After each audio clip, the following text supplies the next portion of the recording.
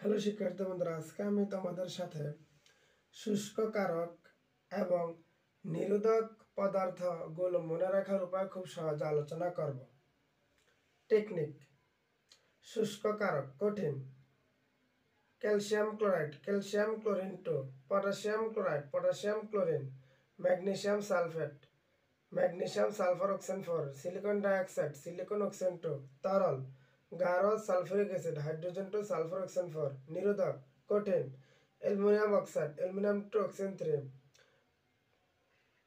potassium bi sulphate, potassium hydrogen sulphur oxygen 4, তরল sulphuric acid, hydrogen 2 sulphur oxygen 4,